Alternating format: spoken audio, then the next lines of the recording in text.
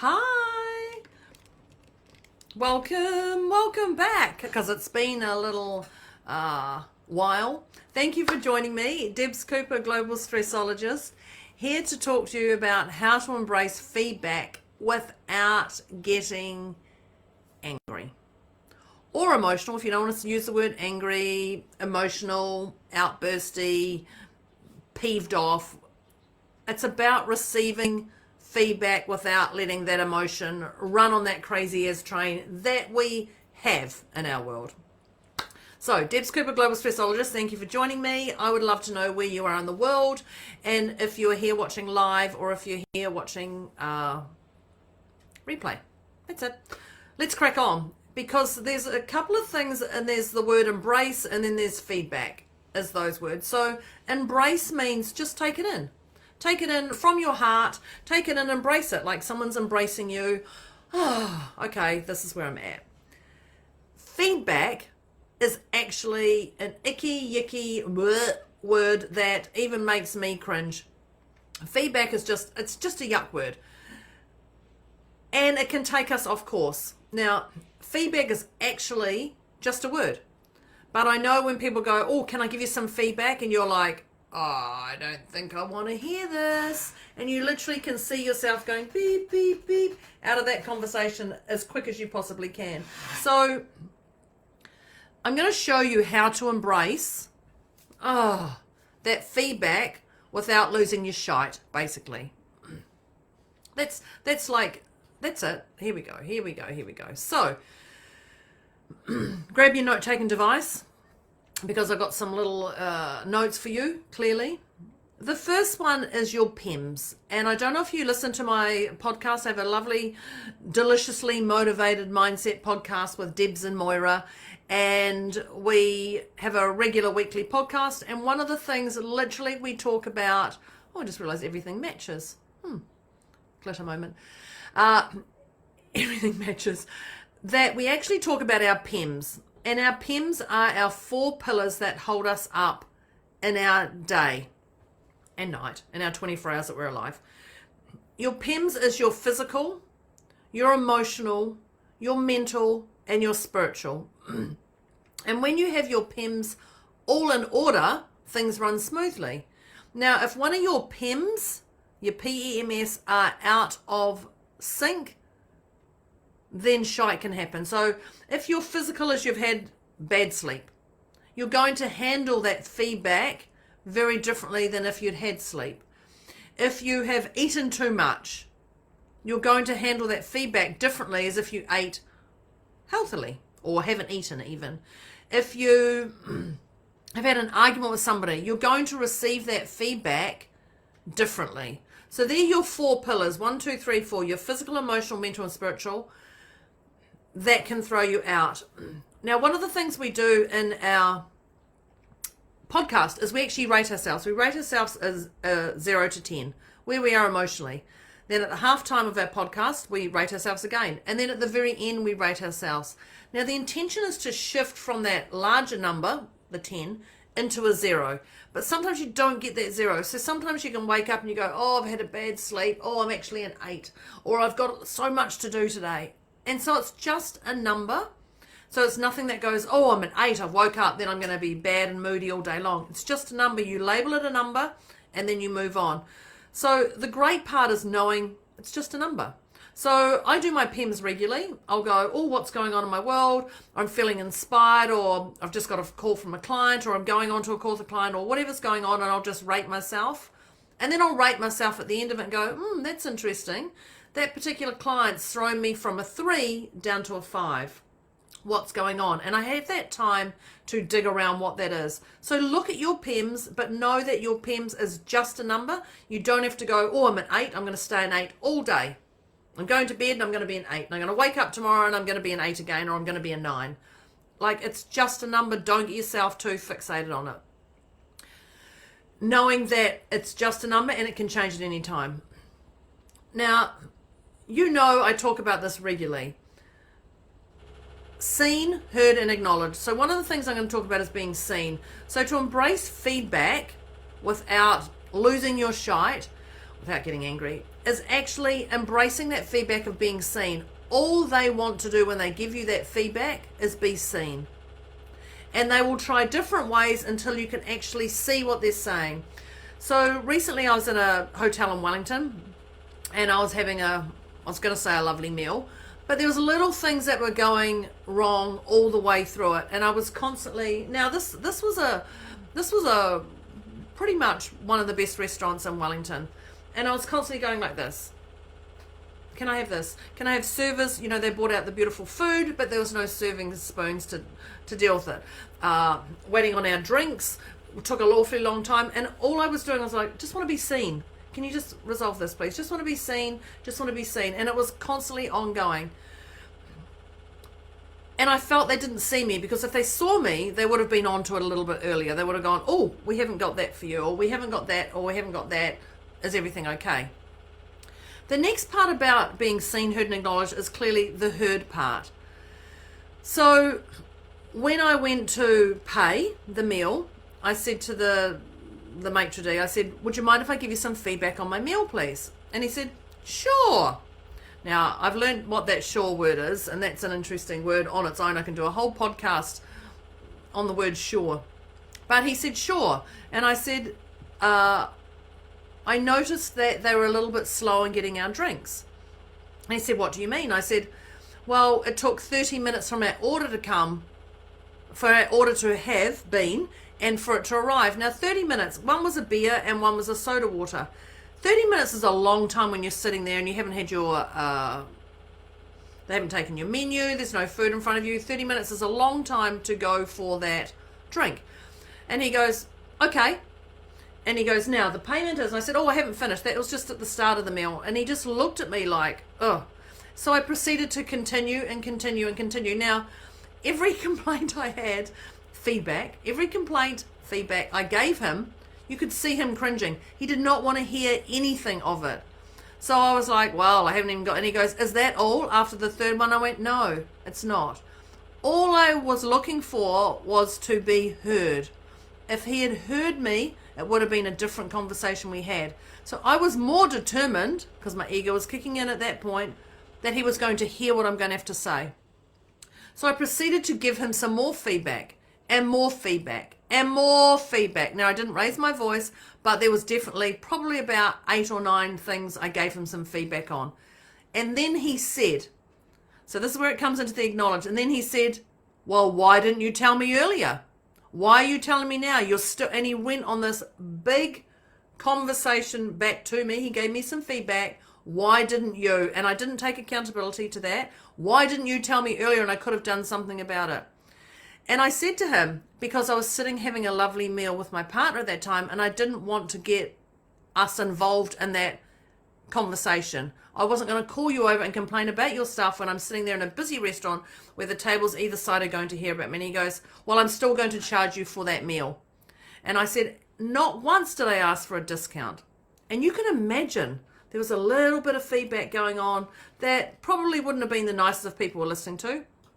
There was definitely some ego from my part, and there's definitely some ego from his part, because I was seen as attacking his people.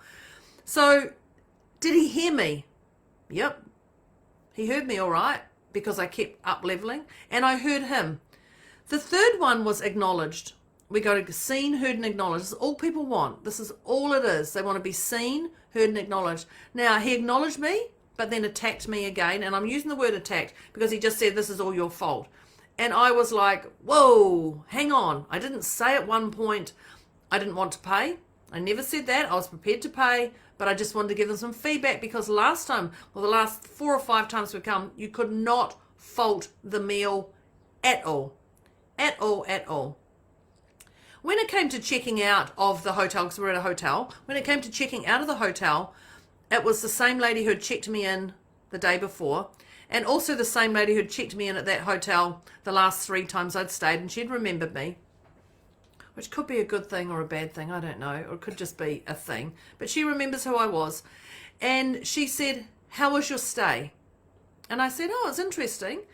She says, I see you you had dinner last night. How was your dinner? So I gave her some feedback. Now, I gave her 2 of the probably 8 or 9 things I gave. And she went, it's okay, you don't have to continue anymore. I'm going to wipe your meal bill. And I said, no, I'm prepared to pay that. She says, there is no way I would let you go out of here by paying for that meal because it wasn't even up to a little standard. Now, I didn't even give her the whole spiel about everything. So at that moment, she saw me, she heard me, and she acknowledged me. Now, prior to checking out, I actually said to my partner, I don't think I'm going to come back to this hotel again. I don't think I'm going to. We paid a substantial amount to stay there, not including all the extra things. And I was like, this is not worth the experience I've had here. But at that moment, seen, heard, and acknowledged, she acknowledged me, and she took me off that the bill, the restaurant bill. And at that moment, I made the decision, I'm definitely coming back here. Why would I even want to not come back here? Now, admittedly, my ego was kicking in the night before. But the moment she saw me, she heard me, and she acknowledged me, the whole dynamics shifted. So when you're embracing that feedback, that's it. Seen, heard, and acknowledged. Because that's really important. All I wanted to do was be seen, heard, and acknowledged. And all she needed was to be seen, heard, and acknowledged herself. And she nailed those things very, very quickly in a concession, and it shuts down all that anger, all that frustration, all that storytelling, whatever's going on in our world. And all of a sudden, I felt I had some power, and she felt she had some power. So there's a level of here that comes into the power. Now, you don't have to agree on anything. So clearly the man in the restaurant did not agree on anything I was saying. Or maybe he agreed on a few things. I showed him a couple of pictures. You know, I didn't post on social media. You don't have to agree on it. But you can say yes if you want to, and you can say no. Like, the power is actually in your conversation back to them. And if it feels uncomfortable, your body will actually have a physical reaction if it goes against your soul. So I was having a physical reaction when I was being served the meal I was being served. So you're going to go, oh, here we go again, here we go again. And all I was looking for was the next level up, going back to that old time I went last time. So to receive that feedback and without getting angry is seen, heard, and acknowledged. That's all they're looking for. That's all you're looking for. And take your power back by, you don't have to agree with them. You don't have to not agree with them. You just have to listen to them. That's all it is. So the next tip I'm going to give you is one of my favorites, is don't take anything personally. And this is one of mine from Don Miguel Ruiz. I don't know how to say his name, so I think that's it. And the 4 agreements. And one of the agreements he has in here is don't take anything personally. That's it. You don't know what they're dealing with. You honestly don't know what the other people are dealing with. When they're firing at you or when they're taking it whatever way, you don't know what they're dealing with. And other people store their emotions, whatever it is, and then they can outburst at you. You know how they say you kick the dog at the end of the day, and you come home and you've had a cranky day and you go to your partner and you kick the dog. Not partner, not dog, literally, but you actually just go, and you're ranting and raving about something. It's because it's happened all day. So don't take anything personally when people are firing things at you, because it clearly could be their stuff. Most of the time it is their stuff. And the old Taylor Swift thing, shake it off. Shake it off. That's it. So if you want to inquire about the 4 agreements, that's a great one to look into. The other one is revenge. Revenge. We want revenge. You've hurt me. You've said something to me. You've done this. You've been an a-hole to me. You've been a whatever, that whole extreme, wherever it is. No revenge is needed. Every dog has their day. Thanks, Mum, for that one. Way back in 1990, I think you told me that one. And I wasn't out for revenge. There was some horrific stuff that was going on. I wasn't out for revenge. I definitely wanted it. Don't worry about that. But I knew every dog has their day, and you don't have to see that day. You don't have to see that day. You just let it go, shake it off, let it go. Trust that they're going to deal with their stuff their way. That's it. But the greatest form of revenge, do you want to know the greatest form of revenge? It's actually success. Become incredibly successful. You break up with your partner, become successful. You leave your job, become successful. Someone tells you you can't do something, become successful. But you're not doing it for them. You're not doing it for this revenge thing. You're doing it because it lights you up. So the greatest form of revenge is success and letting it go that they're not running your mind. Which entangles me into the next one, which is not my monkey, not my circus. Not my monkey, not my circus. So when you leave that place of employment, when you leave that partner, when you leave that confrontation, whatever it is, not my monkey, not my circus. Stay in your lane. Watch out for the keyboard warriors. You know, I went online once and commented about 1 o'clock in the morning.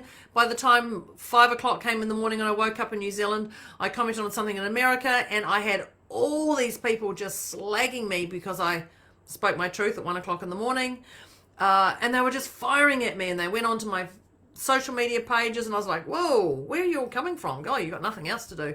They were keyboard warriors. So actually at that time I looked and I went, you know what? There was no need for me to get involved in that conversation to give my opinion. Not my monkey, not my circus. I've been blocked from Facebook pages because I've commented on things. It's not my monkey. It's not my circus. I don't have to comment on everything out there. Stay in my lane. Do what I do best. Do what I do best. So remember that, not my monkey, not my circus. It just allows you to keep you in your zone of genius. Now, when you give feedback, there's a thing in here called your heart. We all know there's a heart. So when you give, just close that down. When you give feedback, speak from the heart.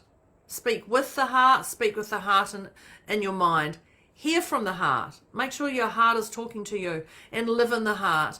Now, if you're in your head, there's an ego part of your head, you know, that can tell you this is black, this is white, but in the meantime, in the middle is grey, because there is no black and there is no white. It's just perfect in the middle. So your ego, which sits in your head, is one that runs you and controls us. But when you sit in your heart, you make all the decisions in your heart. You have a more fulfilled world around you. And when people give you feedback and you're sitting in your heart, it's just a different energy that you're going to take up. Now, when someone talks to you and you're feeling it, put your hand on your heart. It's just the quickest form of breathing. And I talked about my PEMS at the start. It can take you to a zero literally just by doing that. Just hand on the heart. And the last one, the last tip I'm going to give you, because you know what this one is. You know what this one is, and it starts with a G. And this is called gratitude. Gratitude, gratitude, gratitude. So be thankful that they spoke up. Be thankful they've shared their opinion with you. Be thankful they've given you some feedback, because you might want to take it on. You might not.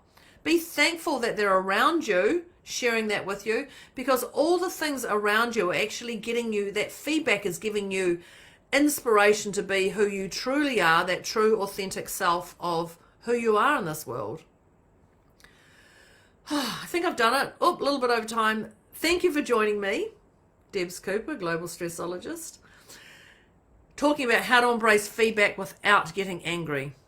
So if you like this, the next step is share it. Invite people into engaging in a conversation with you. Share this video with them, then start the conversation. I'm just a message away. So that is me, over and out. Thank you very much. Debs Cooper, Global Stressologist, signing off on how to embrace feedback without getting angry. Thank you very much. I'm just a message away. Bye.